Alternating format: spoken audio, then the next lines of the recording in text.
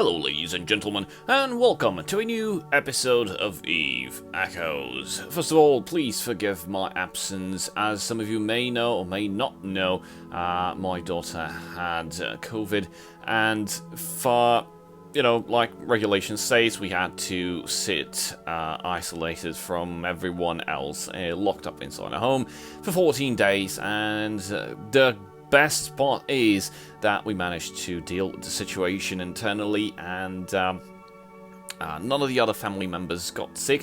I may have had it in the past, but for some reason, as you all know from some months ago, my test was somehow lost, so we don't know if I had it or didn't. But that's something that I don't know, must have been obvious. Should have gotten infected, but either way, we dealt with the situation properly, and our daughter is recovering, very good condition, and most of this last week we actually had to clean up the entire house and disinfect everything. Some people actually suggested fire. I honestly really want to still be living inside my home. I really don't want it charred or anything. So we had to do that, and that's pretty much also cramped up with work. Even though I was locked up inside my home, I still had to work because I was not showing any signs of infection. So that's that. We're back today, and please do remember that we have our community question of the week. How do you think the sovereignty system will be impacting you? How will be the corp citadels be impacting you? Will they be to your benefit or to your detriment? How does your corporation or alliance, is it big, is it small? How will it manage the sovereignty? Will you get any benefits? What do you think about that? So yeah, those are pretty much a lot of questions, but you can answer any of it because I'm interested in your opinion regarding the sovereignty update and how exactly it's going to impact you or not. I will be announcing the winners of this week's community question of the week tomorrow. That is Monday. Probably the video will be on Monday, late Monday, or Tuesday in the morning. And that's pretty much it about the giveaway. What we're going to tackle today as a subject? Well, we've been pretty much out of the picture regarding content, mostly because of what I just told you. So today we're going to talk about the insurance system, and I don't know if you managed to read it up, but it's an interesting piece. As you know, the ship recovery is the current insurance system, which is really flawed. In EVE Online, insurance system is basically you pay something in advance to insure a specific ship, and when it blows up, you get a portion or the value suggested by the insurance plan back into your wallet. Now, it's not going to be the case in EVE Echoes. EVE Echoes insurance system that is being planned to be introduced, it's a tad different. So the key aspects that the developers actually had in mind when developing the new insurance system is the reduction of player losses after losing their ship, or providing them with support to quickly restore the ability to manufacture and return to a higher level of productivity. And number 2, increase the value of gathering, reverse engineering, manufacturing, and selling. Well, the current ship recovery system is really flawed, and it has its good parts, but it's definitely something that was abused and was changed on several occasions. Sometimes even was changed ninja silently, and people were really screaming and started to get pissed off, mostly because of the introduction of new rules ad hoc. It's some here now it's 7 days, then it's 15 days, then it moved to 30 days cooldown, then it moved back to 15 days. But as you go to the flow of the ship recovery, as you can, if you know, you can access the ship recovery system from the customer support, and if you go through the flow, you can still see that there's a lot of details conflicting with one another. In one panel you get like 15 days, and in the second panel it says about 7 days. What the actual fuck? So with the above in mind, they aim to develop an insurance system that can maintain a delicate balance and should mitigate player losses. But insurance payouts should flow back into the economy. So, real-time valuation of the market, we can more accurately calculate the estimated value of insurance plans. However, as the rate at which players produce ISK increases daily, inflation, the value of insurance depreciates over time if it's linked to ISK. So, to prevent this from happening, the insurance will be linked to Plex value. That's an interesting point. So players will be able to enjoy more stable value over time and not be affected by the inflation of ISK. One important thing to mention is the insurance system will retrieve 5% of the insurance points used for insurance, while the rest will be returned to the players through market. So, introduction to the insurance system. Purchasing insurance, player may redeem insurance points, and the insurance covers all kill mails for one character. Interesting. So it covers all kill mails, not just one ship, like you buy an insurance plan for one specific ship. Have multiple ships, you have to buy multiple insurance plans for each ship. That's how it works in EVE Online. And also the insurance plan has like an expiration date. So if you don't lose your ship until then, the insurance it's basically lost. You have to create a new insurance plan and pay another sum in advance. Just to get a payout in ISK, but in EVE Echoes is not going to be that. You're not going to get a payout in ISK. One rule that is the redemption period for a kill mail is within 14 days of that kill mail. So you can lose a ship, and within 14 days you can gather some insurance points and get that ship back. And you also can get a discount if you don't have many kill mails, meaning if you don't lose your ship pretty often, then you can buy insurance points at a discount rate. The discount is 70%. That's cool. Now, insurance coverage. This is where I wanted to get to. So all ships that have valid transaction records are within the coverage plan, and destroyed, not dropped modules, drones and rigs on ships are also covered within the insurance plan. So it's basically the same as the recovery system that is to the customer support. But it's not with all the weird rules. It's going to be something hammered in nails. It's 14 days. And just like the current system of the ship recovery, you get only the destroyed modules, drones and rigs and the ship back.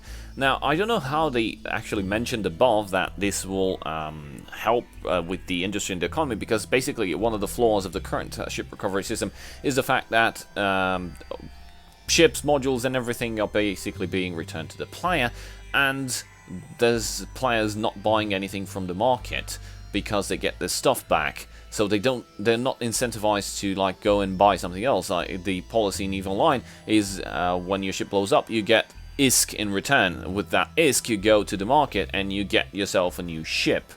If you are given back the ship, then the industry people are kind of suffering because they are building ships and no one buys them, and the ship prices actually drop. Even the module prices drop lower and lower and lower, and they're not actually making any profit, and they're basically going to be demotivated into building new ships. So that means the industry dies out, at least in shipbuilding, because every time they put something on the market, they're putting it without any profit margins. They're actually putting it on the market and losing money. I don't know, maybe we're going to get some more details down the way. So, compensation. The system deducts insurance points from the characters and instantly delivers the compensated items shown in the kill mail at their current space station. Insurance points deducted equals estimated price of items within coverage. Real-time valuation of insurance points. Nice. So this means if you lose your ship now and your ship is valued at whatever, and I don't know, over 14 days when you get your insurance points, if those ship prices and item prices go up, the insurance points that you actually took into consideration you would need to get this ship back might be, their number might be bigger. That's an interesting mechanic. Real-time valuation of insurance points are calculated from valid transactions in the market, so it's going to be like market medians, something like that. PvE kill mills have a discount during the compensation process. The discount has a cooldown. We are currently considering free compensation or high discount compensation once a month. Right. What does that mean? Well, it means PvE losses might actually be fixed for faction cruisers, a lot much better than how the current system works. Compensation for PvP kill mills is intentionally delayed to prevent players from exploiting the system to gain an advantage in protracted battles, meaning you go into PvP, you're defending a station, you go, you die, you dock back up, you use your insurance points, you get your ship back, you get your modules back, you fit it back up, you undock and go back into the fight. Yeah, for that specific reason, it's going to be a cooldown. So we will not be able, it's going to be delayed as well, so you'll not be able to just get your stuff back and hop right into battle. You'll have to use some of your existing ships until your reimbursement shows up back in your station. How the insurance system benefits industry. Oh, this is one of the parts that I wanted to get to. Insurance points spent by players will be converted into Plex. Then this will return to the players as ISK via the market. So when you use insurance points, they get converted into Plex. And whose Plex is that? This is a bit fuzzy. These raises more questions. ISK from this is then used to purchase ship modules and for compensation from the market. Players only need to list their items on the market, and the system will automatically purchase them to be used as compensation. Oh, so this is what means. So you buy your insurance points, and when you want to get compensated, oh, that's that's actually very, very nice. I retract my my bad wording that at the start of the video. So this actually makes a lot more sense. So basically, when you lose your ship and your items, you're not going to get back your ships and your items like respawned by an automatic process or by a game master. So what happens, you'll get your insurance points, and once you get your insurance points, when you lose your ship, you fill out the reimbursement of the insurance. And what happens is your a portion or the calculated insurance points that would be needed to recover your kill mail will basically be transposed into Plex. And through Plex, if you know, there's a feature that was introduced several weeks ago, I think 1 month and so before. You can actually buy something from the market using Plex, meaning the Plex uses an exchange rate, it converts to ISK, and it gets you the item item or ship without the need to sell the Plex first, get the ISK, and then buy whatever you need. So what this means is your points get converted into Plex. The Plex goes into the market and gets exchanged into ISK, and then it purchases this process of recovering your ship. It purchases from the market the ship loss and the item lost, destroyed, not the ones that drop. Those you need to grab by yourself, or if you died while falling asleep, your wreck is probably bye-bye. So players only need to list their items on the market, and the system will automatically purchase them to be used as compensation. That's very, very neatly designed. Actually, I would like this opportunity to praise this, because this actually makes way much more sense than the current ship recovery system. So, whenever you lose something, when you compensate, it actually does not give you whatever you lost. It actually goes to the market and buys off those items that you lost in the kill mail and delivers them to you directly in the station where you are making the compensation. So that's awesome, because industry people will get to benefit, and also PvE runners and content runners that are going to put like faction modules, storyline modules, all sorts of modules. Those will get bought from the market, meaning the market will be having a demand, people. The prices are going to start raising, and yeah, the insurance points cost will probably be much more ISK per insurance point at first, actually a lot less ISK per insurance point, and then you'll gradually need to use more insurance points to get back stuff as time progresses, because ship prices and module prices will start raising. So that's pretty much it on the insurance system. Pretty happy with what they did here, and let's talk about some new stuff that's going to be just the quick stuff. It's going to be added into the game due to the holiday events, and we're going to get a lot of celebration skins as for Christmas, and they all look like Christmas trees, and that's pretty awesome. So we get to see like the Korax, we get to see the Algos, we get to see the Dragoon and the Talwar, and we also get to see some industry skins, because people have been complaining there's no industry skins, and there's no skins for Ventures and no skins for Retrievers. Well, there you have it. That's a Christmas Sweater Retriever and a Christmas Sweater Adventure.